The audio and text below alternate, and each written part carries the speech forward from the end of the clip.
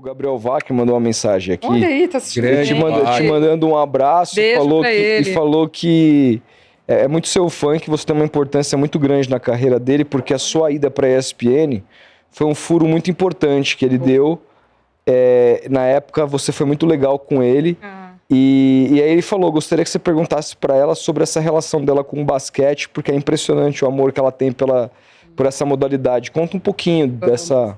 Um beijo para ele. Ele foi o primeiro. Eu ainda não tinha nem... lógico, os chefes sabiam, né? Eu sabia. E aí, aí Vacker me mandou uma mensagem. Antes da falar com o chefe, eu já sei que você vai pra Globo. Eu não tinha nem dado sim, aí meu chefe deu sim na minha frente. Enfim. O cara é o... e ele me mandou uma mensagem. E eu falei, eu não sei, quem sou eu na fila do pão pra vir alguém me perguntar o que tá acontecendo na minha vida, na minha carreira? E eu respondo o quê pra essa pessoa, gente? Vou responder agora, não. Vou ficar na minha, vou ficar quieta. Mas aí depois ele soltou a notícia, e aí quando eu cheguei na ESPN, ele foi o primeiro a vir conversar comigo também, fizemos um bate-papo muito legal. Essa relação que eu tenho com o basquete também é uma relação muito, muito antiga, assim, da minha história de vida também, né? O interior de São Paulo tem uma história muito forte com o basquete brasileiro, né? De grandes times, de tradição com o basquete brasileiro. Então, assim, é uma das grandes memórias afetivas que eu tenho no esporte, na minha infância.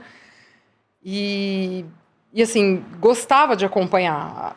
Assim, Araraquara teve um grande time de basquete no final dos anos 90, começo dos anos 2000. Tudo bem, eu já era, né, mais velha, assim, mas já era grande. Mas a região ali, Rio Claro, sempre teve uma história muito forte com basquete, com times que disputavam sul-americano e tal. A proximidade ali com Franca, que tem uma história maravilhosa, é o clube mais antigo do Brasil, do basquete nacional, de anos ininterruptos de trabalho. Limeira teve um basquete muito forte. Assis, quer dizer, a gente vai ficar aqui contando e tem muita coisa. Então eu cresci gostando do basquete. Nessa época em que Araraquara tinha esse time muito forte, Ribeirão Preto também tinha um time muito forte, que rivalizava com Araraquara. Então, assim, saía cada pau, que era maravilhoso, de jogo, assim, de alto nível, em Araraquara, e, assim, de rivalidade mesmo, dos caras pesarem, e lá em Ribeirão, e de decidir Campeonato Paulista, e de reta final de brasileiro, ainda não era o NBB, né? Era o Campeonato Brasileiro. Então, assim, era muito a minha vida, a minha realidade, e eu ia a esses jogos e via esses caras. Pô, viu o Alex, que eu falo que eu já falei isso pra ele, pessoal. Grande Alex. O Alex, o brabo, Alex Garcia é um dos grandes... Esse cara defendia um negócio impressionante. Ainda, né? Porque o Alex ainda tá jogando e tá jogando, em né? alto nível, ainda tá no Bauru. E o Alex, assim, eu já falei isso pra ele, fui entrevistá-lo e, assim... Sou muito profissional quando vou entrevistar, mas tem gente que não... Já falei pra ele, Alex, você é um dos grandes ídolos que eu tenho no basquete brasileiro. Falei pra ele. E ele sabe que eu sou de Araraquara, sabe da minha história. Ele, porra, não perdia um em Araraquara? Como assim? Ainda me tirou, né? Que ele ia lá com o Coque Ribeirão e jogava demais, o Alex no início de carreira. Eu falo, você tá vendo? Você ia lá, na minha cidade, ganhava pra caramba. Mas era um time maravilhoso que o Coque montou, que depois vai pra Brasília, que acaba também sendo uma hegemonia na época do Brasília Basquete, dentro do cenário nacional. Então, assim, a minha relação vem muito disso, né? E eu sempre gostei de acompanhar o basquete brasileiro, depois passei a cobrir, aí já vem surgindo o NBB e tal. Então, assim, eu gosto muito, porque eu tenho essa relação muito próxima com a modalidade e com as pessoas que estão ali. Isso é uma coisa muito legal, assim, das pessoas saberem quem é você, saberem da minha história de vida, da minha história profissional. A turma sabia que eu trabalhava ali no interior, as pessoas sabem que eu sou dali, as pessoas... E aí, quando a gente conversa, tem essa troca, esse entendimento... Porque em muitas modalidades, e no basquete eu sinto muito isso, embora o basquete brasileiro tenha muita história, não tem muito essa proximidade de cobertura mesmo, né? Então, assim, há aquela coisa de, poxa, vamos mandar alguém aqui para cobrir o basquete, mas essa pessoa sabe com quem está falando, sabe o que está fazendo, sabe o que... E a gente, como jornalista, tem que minimamente se inteirar ali, né? Você pode não ser um especialista, mas ok, você vai falar disso aqui hoje... Você senta e pesquisa, você senta e estuda. E assim, o basquete tem essa coisa de ter muita gente sempre envolvida, né? Então, para mim... Eu tava lendo outro dia, por exemplo, que nas transmissões da Globo, por exemplo, o vôlei hoje só perde pra Série A. Sim. Os caras ganham de Série B em termos de audiência.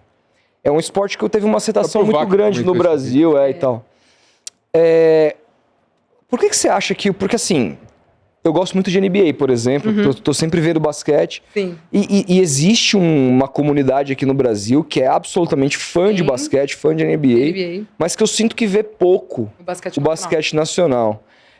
Ou seja, gosta da modalidade, mas não prestigia tanto o basquete nacional.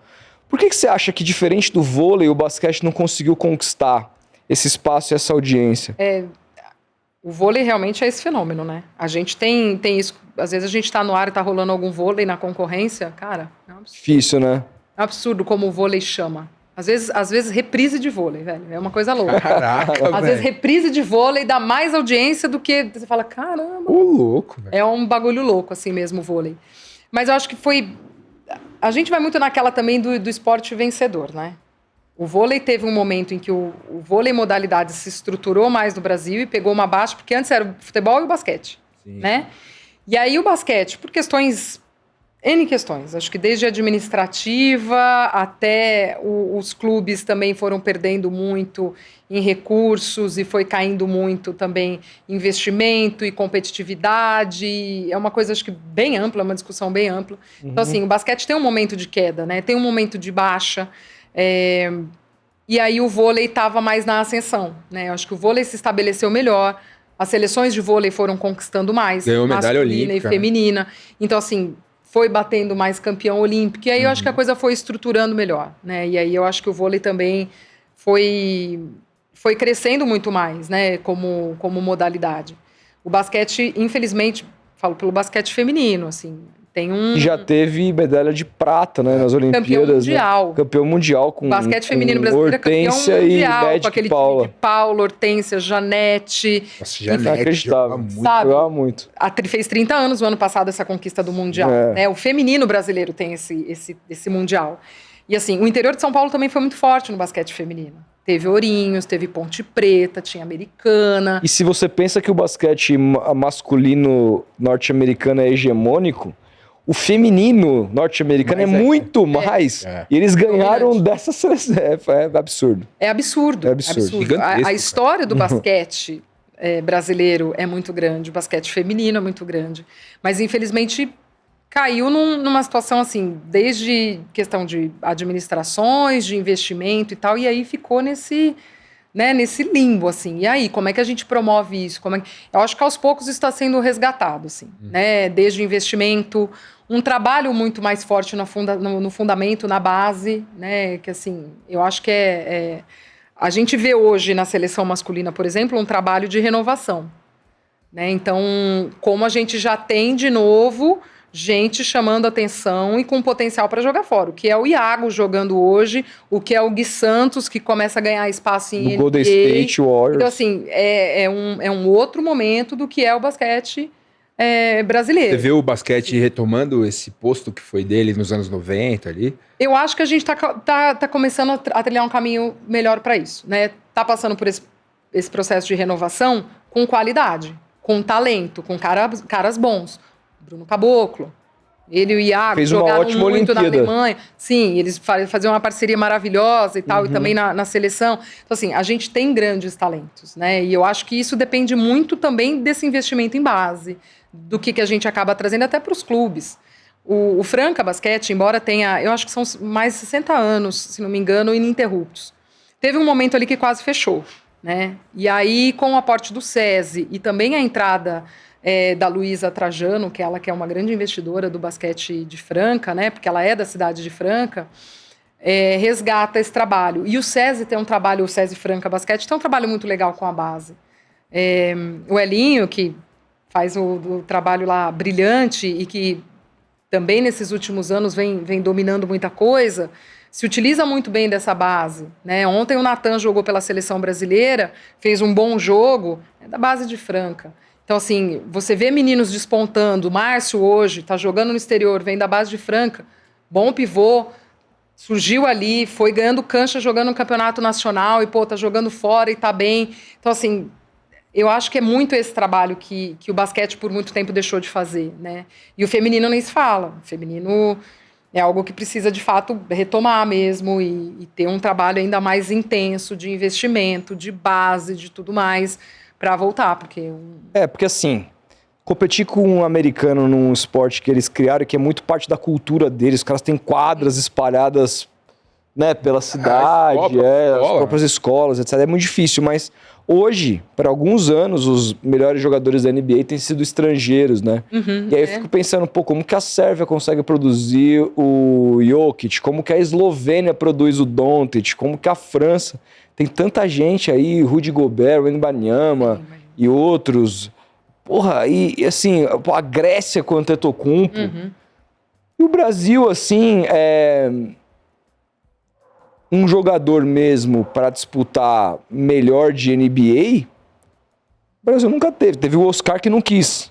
Não quis, por escolha dele ali naquele momento e tal. Nem sei se ele seria um cara que poderia, naquela época de Larry Bird, Magic Johnson, brigar com esses caras, mas eu acho que teria um destaque importante.